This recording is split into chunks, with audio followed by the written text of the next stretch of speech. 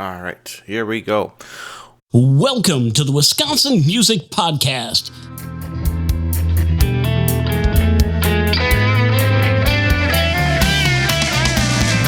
Welcome, music enthusiasts, to the Wisconsin Music Podcast, the show dedicated to amplifying the rich and diverse music scene right here in the heart of Wisconsin. I'm your host, Zach Fell, and we've got a special treat for you today. In this episode, we're thrilled to introduce an indie artist whose music is like a journey through the heartland. Hailing from rural Iowa, she draws inspiration from her authentic upbringing, crafting soul-stirring melodies and thought-provoking lyrics that resonate with her life experiences. But what makes this episode even more exciting is a remarkable collaboration at the heart of her upcoming debut solo studio album, Room to Grow. The one and only Willie Porter, a beloved musician from our very own Milwaukee, Wisconsin, joins her on nearly every track. Together, they've created a musical masterpiece that promises to stir your emotions and spark your imagination. Room to Grow is an album that showcases her artistic evolution, featuring a blend of genres and heartfelt stories that will leave a lasting impression on your heart. From recollection of farm life in Room to Grow to the call for unity in Ascension. If you're a fan of indie music, authentic storytelling, and the magic of musical collaboration, you're in for a real treat. So stay tuned as we dive into the world of our guest's music, explore her experiences, and discover what makes Room to Grow such a remarkable album. And without further ado, let's welcome the talented Carmen Nickerson. Why don't you start with your music origin story? Kind of tell us how music started in your life and kind of like got you to where you are today. My grandmother Rose taught us all piano lessons. It was required for us to take some piano from her. There were 6 of us, so she taught all 6 of us piano, and which continued for my sister and I. My 4 brothers did not continue, and they realized later on in college, regretfully, they should have, because chicks really dig guys who play piano and sing. But it was too late. And then band was something we all had to take. So I took clarinet for 8 years. My dad was a barbershop singer. So he sang in the barbershop chorus and in several quartets. He played cornet and trumpet in high school, and he'd always pick up instruments and teach himself how to play. Taught himself how to play harmonica and violin and guitar and different instruments. And probably if he hadn't been a farmer, he would have been a music teacher, maybe. Okay. So I was in the family, singing in the choir throughout high school, throughout college, and so choral programs were a big thing. And I just think that'll help with harmony, hearing barbershop all the time, and then singing in choirs. So constantly being around harmony. I love harmonies and harmonizing. And so in high school, I kind of started to think it'd be fun to be a pop star, but that was something not encouraged by my parents. Okay. Getting into rock and roll. And I mean, also I didn't know how to do it. You didn't know how to get into music at that time without Googling or right. And I didn't know anybody who had actually gotten into being a professional musician. But I just started you want the whole story. So then I was in the choirs. I started sitting with bands in college and meeting all the local singer-songwriters and just begging to sing with them anytime I could. And I did have got a 4-year degree from Iowa State University in the College of Agriculture, is what my degree's in. Okay. And did some traveling after college. Went to Taiwan on a 4-H exchange. Came back, had several jobs. Then I got a full-time job with Colgate-Palmolive as a sales rep. Okay. Which was a very respectable job. Made my mom super happy. And then I got laid off, which made me super happy. And I then said, okay, I'm going to try this music thing. And I went to LA for a couple years to see if I could figure out how to get into the music scene there, which I did a few things, but the LA scene definitely, I moved after a couple of years, just the population, the pollution, the mentality, I wasn't real crazy about it. And so I ended up in Milwaukee because I have a brother here and my sister was here, so it was a free place to live. Okay.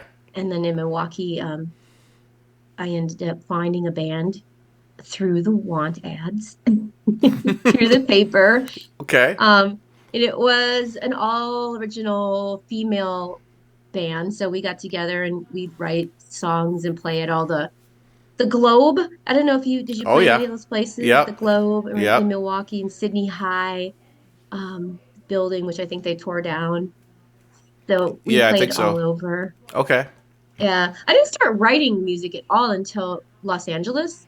Um, I was dating a hip hop producer, and he had all these tracks, like something I guess you're doing with your students. He Right. was more of a track maker, Okay. and so he's like, "Hey, here's some tracks, write something to it." And so I'm like, okay. I didn't know anything about writing, so I just sat down with it and like, oh, this is kind of fun. Okay, so that's how that Okay. started. So So, and but I've been doing music full for a living for quite a while, and so as a result, I've been doing pretty much almost every kind of music you can imagine to make a living at it, playing at jazz clubs, playing with the big, large horn bands for the private parties, right. um, singing at church, sang with an all original children's band called the Chickadees, Okay. and which was actually really great children's music because some of it's annoying. This stuff wasn't. I did 9 years of general music, so I kind of get an idea of what, there's some great children's music out there, and there's some that's like, you're just Yeah. writing music to get a paycheck, and this is not the greatest Yeah. stuff ever. Right. Yeah, you want it so an adult doesn't mind it. I think that's a Right. good sign. Right. Because then you can enjoy it with your kids if that's, You're what not you gonna want to pull your do. hair out. Exactly, exactly. Um, Yeah. so you've been doing music for, you said professionally, as your full-time gig. How many years has that been that you've been doing this?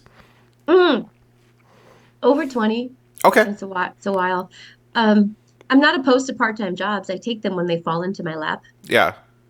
and I'm never going to turn away. Like I've had friends that this forensic accountant, who's a friend of mine, Okay. every now and then she would hire me for some work. And what we Um, so a forensic accountant, what is that? I know, doesn't that sound interesting? It would be one example would be if a company thinks somebody's embezzling from them, Okay. she or he, the accountant, would come in and get all of the the numbers, their books, and go through everything, and they should be able to tell if the person has been stealing. Gotcha. That's one thing. Also hired by a lot of divorce attorneys as well. Sometimes usually the husband is the one who has the money, not always, but typically sometimes they're trying to hide things too. They're Gotcha. trying to not make it look like they have less money so they don't have to share it all with Gotcha. their soon With to the be ex. right, exactly. Okay. So we talked about how you got into music. So you've been doing this for 20 years. What would be like the top 5 things you would suggest to people that want to kind of follow in that same path of doing this for a career? Oh my gosh. Don't do it like I did it. I mean, Okay. oh man, I feel like maybe if I could go back, I feel like there would have been definitely value in getting a degree in music. I think you could learn a lot from that. Um, and people, for example, going to what's the place in Boston that a lot of people go to? Berkeley? Berkeley. It seems like going to a school like that could be helpful, some kind of music school, because then you can make a lot of contacts Okay. with people. Um, finding people that are doing what you want to do and seeing how getting advice from them and are those several things um and it's so different now than when I was wanting to get into being a musician. I think initially I thought I wanted to become, like I said, a pop star Yeah, initially. That was right. in my head, but um I know networking is a big thing, getting out there. If you are living in a larger music city than like Nashville or New York or Right. LA, I would think you would want to get out there and just be involved in the community, do open mics, do all the showcases you can. Because that's what music seems to be about. It's networking. Networking and connecting with others. Yeah, definitely. Mm-hmm. Which sometimes is not everybody's forte. So that's what's can be sort of not quite fair because you can be an amazing musician, but if you're more of a maybe you're more reclusive. And so that's the only part that seems sometimes maybe it's not quite, if that's the right word, not quite fair because talent isn't always what makes it. Right, definitely. It's like some people are extroverts on the stage, but once they come off stage, they become an introvert. They're more like, I've used all my energy up on stage. Now I need just time to recharge, and I just need some time alone or whatever. They feel helps them recuperate from being Mm-hmm. up on stage. Which I relate to that somewhat. I mean, I like people, but I'm also just want to have quiet time. Mm-hmm. I mean, everybody needs a little bit, but yeah, like well, some people are just much more naturally extroverted. Mm-hmm. Exactly. Now, being doing this for almost 20 years, you've obviously seen a lot of things that are positives and some things that are not as great in the local scene. What are some of the things that you've seen that's been positive in the local scenes that you've been a part of?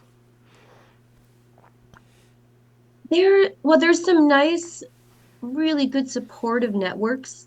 There's Chick Singer Night. Have you heard of that Mm-mm. at all? And that would be one thing to get involved with if a woman, for example, wants to get into singing locally around the Milwaukee area. Chick Singer Night is a national showcase that has chapters in different cities. Okay. Um, so I've met a lot of the female singers I know around town through that. And I feel like most part everybody's super supportive of each other. I don't really feel much I don't feel any cattiness, which I know a lot of people think women are, and they can be that way, but I've just felt just support through that. Okay. And that's definitely a positive thing. As far as negative in the local scene, Mm-hmm. Or things that mm, just are oppressed and need to be revitalized so it's not feeling so strangled. I feel like, well, one thing is I feel like some club owners are still they're still in the 1950s as far as how much they pay people. Isn't that the truth? That's really, I don't know, say pathetic. But truly it is. There are some places it's you get 100. I'm not doing them myself anymore, but they'll pay $100, and that's what people got paid at least in the 70s was Mm-hmm. $100. Yep. So we've got 50 years ago, and it's the same price. Well, everybody else wants their prices. They want to make extra money all the time themselves, but that's frustrating. Um, the thought that a musician, I think some people look at musicians maybe as it's just a hobby. Maybe they don't take it Right. serious when they see the musician out there Mm-hmm. and like, oh, it's just extra spending money for them. And there are a lot of people that are doing it as their prime income. Exactly. Now, being observant of that, do you find that when you perform, do you charge for the door, or are you more set up to set a contract with the venue and have a set price? When I'm doing, I guess you call them, the term jobbing, Mm-hmm. which I believe refers to I guess they get the name from calling it a job, gigging musician, playing at the jazz clubs, playing at the supper clubs, playing for the private parties. Those are all those are all prearranged, just getting a fee ahead Okay. of time. Right. And private parties are always typically good pay. Um, but yeah, the and those are when they're more cover music. When it's original music, then that's different. And I've done a lot of the touring with Willie. You mentioned Willie Porter, Mm-hmm. and we've played together. And whenever I'm playing with Willie, it's almost always. Sometimes we've done some private parties, but it's typically a ticketed show. Mm-hmm. And sometimes it's a guarantee, and other times it's a door deal. Okay. So that varies. I've got my own album coming out, which is why we're talking, and that's going to be at St. Kate the Arts Hotel. in Milwaukee at the Arc Theater, which is inside the hotel. Yep. And so I'm running that myself, selling tickets on Eventbrite. And so that's how I'm doing that one. Okay. Producers and beat makers of Milwaukee, it is time for the 2024 Big Beat MKE Beat Battle Tournament, taking place at the Jackalope Lounge at the Wicked Hop in Milwaukee's 3rd Ward on Thursday nights between April 25th and June 13th. Producers are going to go head-to-head in 3 one-minute rounds to determine who is going to move on to the next round of the tournament with some amazing prizes from some great sponsors. Don't forget that you can submit your beats today at breakingandentering.net through March 31st. So let's kind of talk about this new project that's coming out. First of all, let's kind of talk about how you connected with Willie. How did that come about? How did that go? Yeah, so I was in a band called the Bystanders with a bass player named Steve Kleiber, and Steve was Willie's bass player. Okay. And Steve used to tell Willie that we should play together. He said you guys would sound great together. So Willie had heard about me through Steve.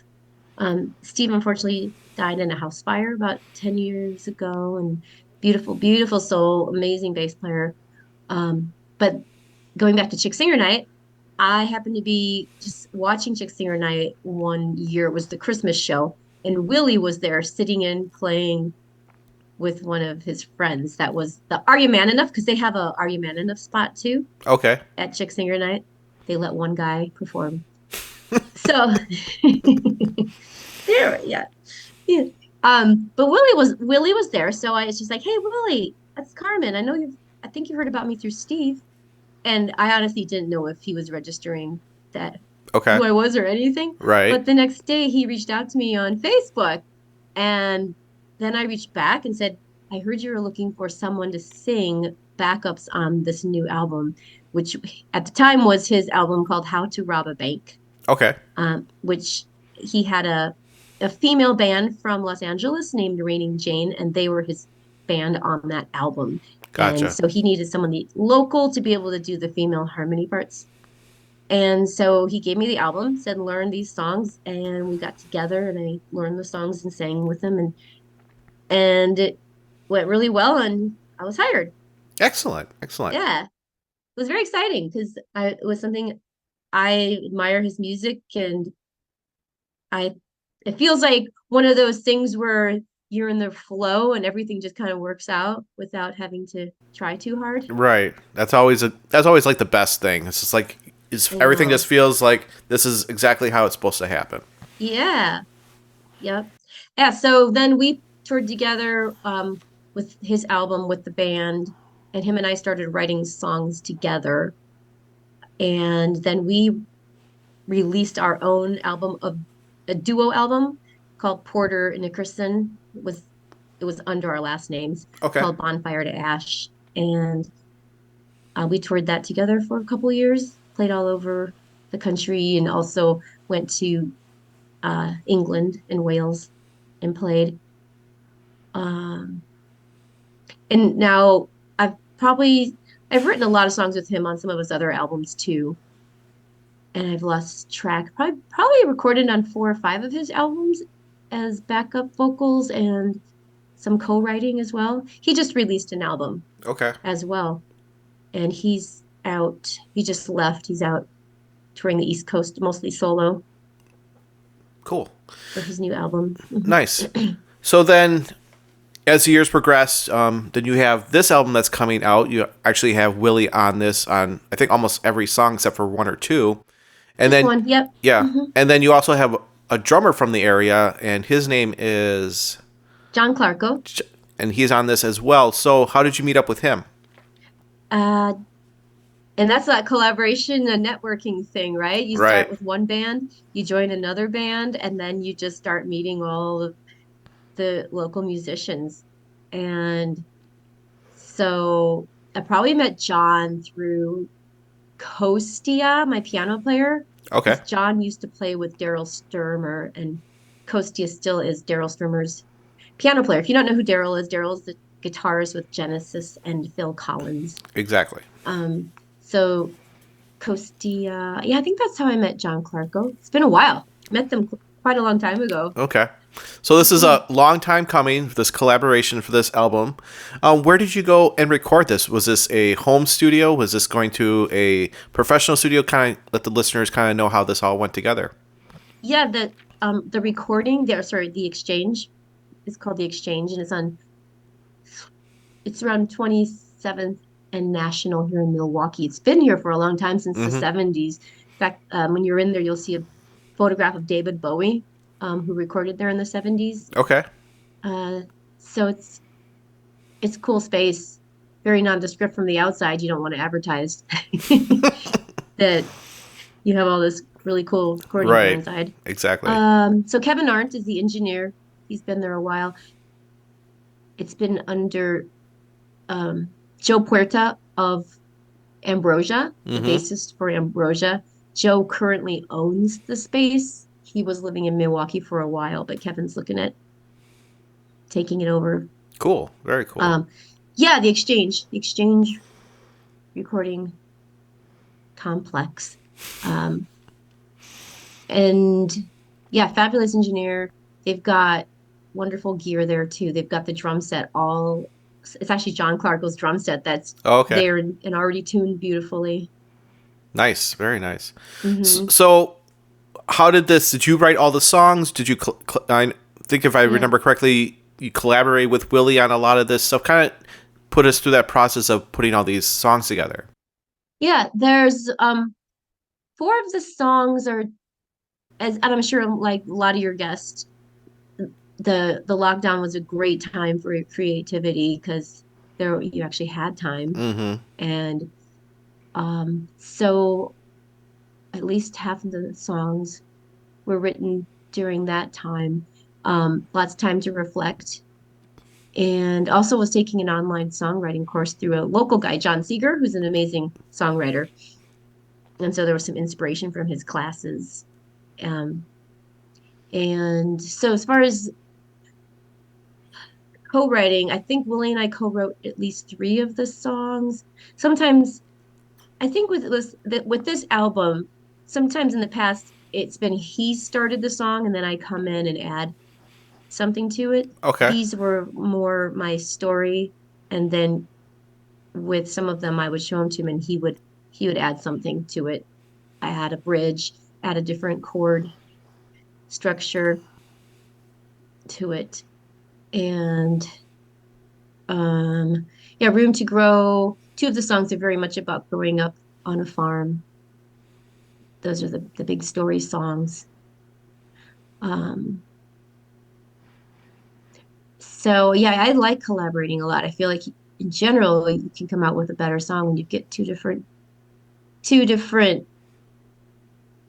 heads together that have different ways of looking at things. And Willie's got such an amazing, oh, I mean, just so many different kinds of chord progressions that he can come up with. My chordal playing is pretty simple. Mm-hmm. But he just, with the way he plays and the experience he has, it just brings it to another level for you. Yeah, yeah, definitely. And Kostia as well, my piano player, who is a genius. Yeah. Um, he has essentially a PhD in music. He's from St. Petersburg, Russia, originally, and he went Okay. to the conservatory called Rimsky-Korsakov Conservatory, which was considered probably the best conservatory in the world for Okay. music. Yeah. And so yeah, I think he started going there. I forget what age he was, but everything in his life, he had to rehearse 4 hours a day at least just on his piano, Mm-hmm. and then he had to do his homework on top of all of that. Yes, for sure. Now, of the songs on this album, what would be like two or three of them that you would like the listeners to kind of listen to grab their attention and go out and check out the rest of the album? Oh, and it's interesting because they're so diverse. It is a really eclectic album. Um, I feel like people would really, if you like story songs, then I would say the In Comparison and The Room to Grow. If you really like the story, more folk story songs. But if you are into blues, I have a song that's really bluesy called I'll Never Forget. And then my Ascension and Spiritual Playboy, I love them. I mean, I love all the songs, but Ascension and Spiritual Playboy have both a lot of layering, kind of mystical. They're both very mystical with a lot of different instrumentation and rhythms and atmosphere. Like John Clarko added all these different kinds of sounds to it with his percussion. And we even have the duduk, which I didn't know anything about the duduk. Okay. It's Armenian. An Armenian instrument looks sort of like a clarinet. Okay. Yeah. And so Kostia's friend, who I know as well, but they're better friends. He's from that area, not Armenia, but a region close by. And I should remember it's Uzbekistan, maybe. I probably have it wrong, so forgive me. But that's one of my favorite parts of the song is when he's playing the duduk. It's just got this really, you can just kind of picture maybe the belly dancer. Okay. Like going through the beads into the deep incense smelling room.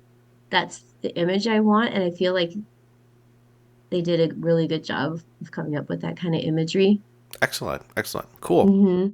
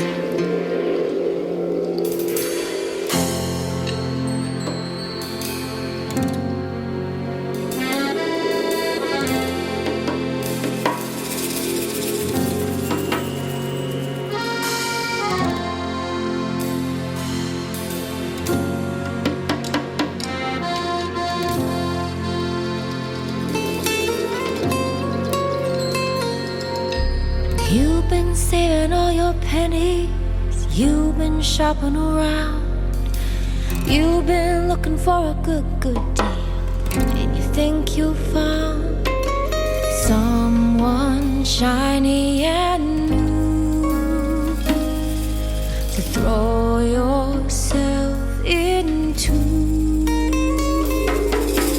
You go looking for those kind, sweet girls who had some troubles of their own, who walk the beach with a cross of gold and sit in an ashram and old. Someday you'll be old, and your charms will no longer hold. Just a spiritual playboy playing by your own rules. You think you're enlightened, but you're just cruel.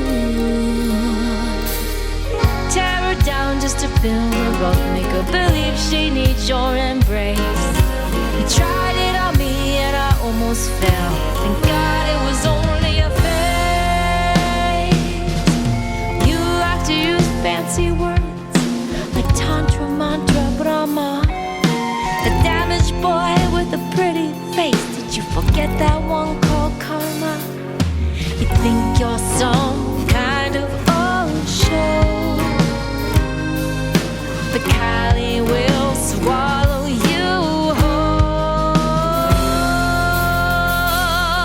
Just a spiritual playboy playing by your own rules. You think you're enlightened, but you're just cruel. Tear her down just to build her up, make her believe she needs your embrace.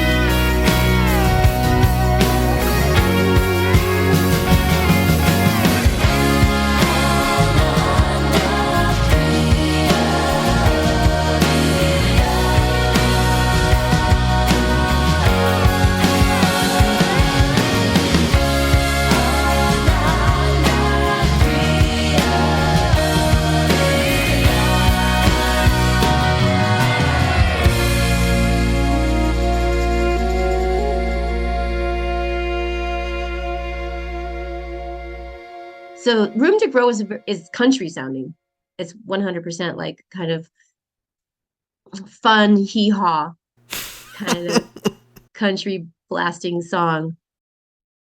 We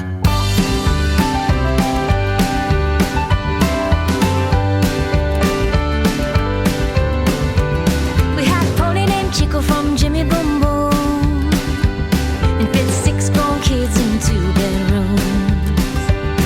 No heat in the winter, no wind in July. Baseball cars and mom's apple pie. I used to be so jealous of those city kids, friends right next door through picket fences. It took a little time for me to realize there ain't no green or grass nor any bluer skies.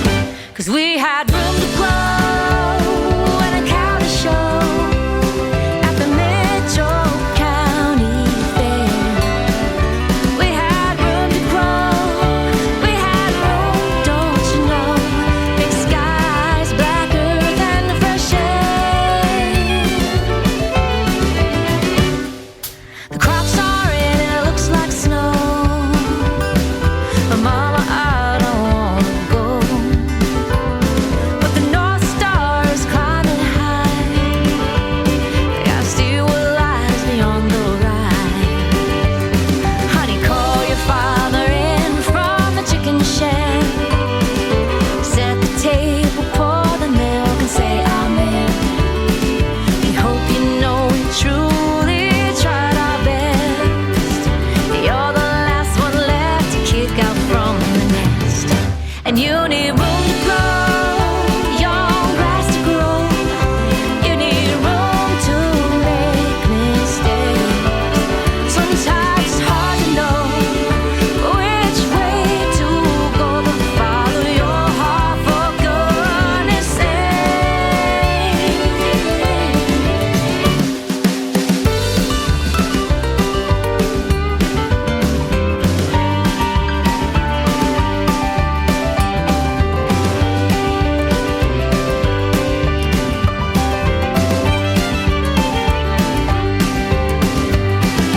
Rainstorms from miles away, time to put up the hay. Sit up in the mile and watch the storm pass by.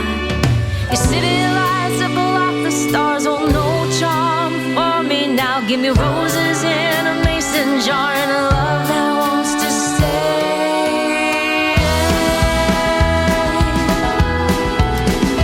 Give me room to grow, give me room to show all the love a heart can give. Give me room to grow, we need a room that will know how to love well and how to forgive. We had a pony named Chico from Jimmy Boom Boom, and fit 6 grown kids in 2 bedrooms.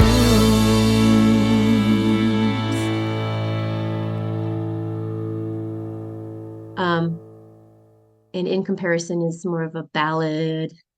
Yeah, Okay. beautiful ballad. The next question I have for you is, since you've been doing this for almost 20 years, what is work-life balance look like for you? Well, I don't have a family. And I think, I don't know if I'm going to sound jaded, but I do believe this is kind of how it's been. It's much more difficult for women to have a career in music and a family. I can see It's that, not definitely. impossible, Yeah. but if I look at the female friends of mine who are musicians and the male friends of mine that are musicians, the men, almost all of them, have families. And because it's still the way it is, somewhat, that the women stay home and while the guy goes out on the road and tours. I haven't seen that so much, the opposite. Yeah. So that is probably the main reason why I could do music. It's kind of sad, but kind of feels like you had to choose your child. Yep. Exactly. Choose your own adventure for this life, right? Yeah. And I know some female musicians, but typically they've had a lot of family around that was very helpful. Gotcha. So mom or dad that would watch the Right. children so they could go out and do shows. Mm-hmm. Um, yeah, so I feel like my balance is not that great right now because I feel like I'm completely overwhelmed with this project that I should be getting out to do some hiking and spend time in nature. So yesterday I did. I went down to Seven Bridges. Do you know Okay. Seven Bridges? It's not too far from you. No, I haven't. Where's Oh my that? gosh, you must go. It's super close Okay. to you. It's called Seven Bridges. It's this ravine that takes you to Lake Michigan. It's close to Caledonia, Oak Creek, Okay. Cudahy. So you're really close. And it's this incredible ravine. And then there you are at Lake Michigan. So I went down there yesterday, but I went down there to record a video to help promote my crowdfunding Yeah. campaign. But at least I was getting some time in nature. Cool. Very cool. Yeah. Nice. Yeah. I know there's one in Cudahy that kind of goes down by the Lake Michigan as well. That's the one that we've been to. That's Is that not Seven Bridges? Do you think that is? if it is Seven Bridge, I haven't seen a sign calling it that. I don't remember exactly what it is. Maybe it is, and you just didn't know the name because well, I don't know. But yeah, it goes through, there's all these wooden bridges that cross over this little creek. Oh, yeah. It must be the same place. I just didn't remember it called Seven Bridge. I thought it was just Yeah. called something else. Okay. It's yeah. beautiful. It's a great place, definitely. Yes. Mhm. But when I have time, I have a friend who has an apple orchard, and so I went out picking apples last weekend, and um, but it would be good to take more time. I grew up riding horses, and so if Okay. anybody's listening who has a horse that they would like to let me borrow. I miss riding horses. Right. Yeah. I've done that a few times with my family where we gone like up in the Dells area or somewhere around there and gone rode horses. Ah, It's good enjoyable time. cool. Yeah. Last question I have for you is a gig that's made an impression on you, like as a performer, something that's just made a complete difference in your musical life. And the other side of that is as an audience member, what concert have you gone to that made an impression on you? Well, probably the most exciting gig that I had was getting to be on a Prairie Home Companion, um, Nice. which Garrison Keillor, he had syndicated that on NPR, and I used to listen to that all the time, was a big fan of it. And then Willie just happened to reach out to them and they said, "Yeah, we'd like to have you on the show." So we got to be on the last show of Prairie Home Companion that they ever performed in Milwaukee. Okay. And it was pretty amazing to get to be backstage and see how that whole production was put together and how Garrison, they were just writing to the last minute, changing Yeah. things up, and it's really fascinating. And his band too was just so good. You went in to rehearse, I think the day before for a little bit, and then the day of, and then you just gave them your charts, and they just, which makes sense if you're going Yeah. to be touring, doing that, playing with guest artists all the time. They were amazing and so humble. I feel like a lot of times the best musicians are really humble. Mm-hmm. Typically, I don't feel like, I don't know. Most of the musicians I've met are pretty cool and pretty humble. I actually haven't met that many musicians that are arrogant or difficult to work with. I feel like most everybody I know and work with is just amazing and talented and just down to earth. Good. So that was an amazing opportunity and gig. And then to watch a show. Well, I've been to the big ones. I've seen the Police and Peter Gabriel when he was touring with Sting. Oh, okay. Nice. Yeah.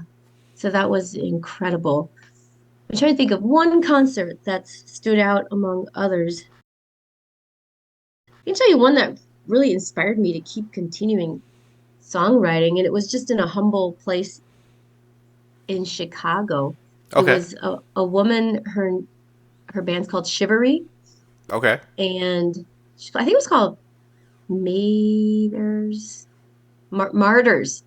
I Okay. think the place in Chicago is called Martyrs. It's a real kind of a rock club, maybe fit 150 people. But I knew her bass player, so I went out to see them play. And she had a really interesting, vibey, she wasn't like a hard, heavy hitter rock, but really vibey songs. And just watching her play and sing, I don't know what it was, but afterwards I just felt super inspired to like hitting the grindstone and get going with working on honing my songwriting Yeah. after seeing her. Excellent. Yeah, her name is Shivery, but her name is Ambrosia Parsley. Okay. And that's actually her real name. I asked Very her. cool. Very cool. Her mom and dad are hippies. Yeah. Well, a name is just a name, right? Mm-hmm. Is there anything else you'd like to let the listeners know before I let you go this evening? I don't think so, but just thank you. Thank you so much, Zach. And thank you for anybody listening. We really appreciate your support. And Absolutely. I'm sure you guys know that it can be challenging to recoup your costs as when you go into the studio. And, Yes, absolutely. and so, yeah, buy CDs, even if you don't have I don't know, just if you have a CD player, or buy something from an artist. Buy a t-shirt. Just support them. Right. Don't just stream their music, but actually go and like buy digital copies. Like if you're like on are you on Bandcamp? Yes. And yeah, if you know your friends are doing crowdfunding, support that. Exactly. And go to their sites to stream from them. Yep. All right, great. Yeah. So, Yeah. Carmen, thank you so much for being on the Wisconsin Music Podcast. It's been a pleasure talking with you, learning about all your musical endeavors, and it was like a great pleasure just meeting and talking with you. You too, Zach. Thank you for what you're doing. Thank really you. Appreciate you. Well, thanks again for tuning in to another episode of the Wisconsin Music Podcast. Once again, I'm Zach Fell, your host and creator of the Wisconsin Music Podcast, where I love to amplify the great sounds coming out of the Wisconsin state. We have great talent here, great support, great listeners.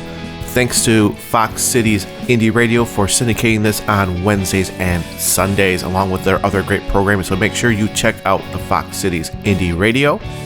Thanks to Carmen Nickerson for being such a great guest here on the Wisconsin Music Podcast. It was such a joy to hear about all her great journeys through music over the last couple decades. And make sure you go and check out her music on streaming sites and supporting her by purchasing her music on Bandcamp.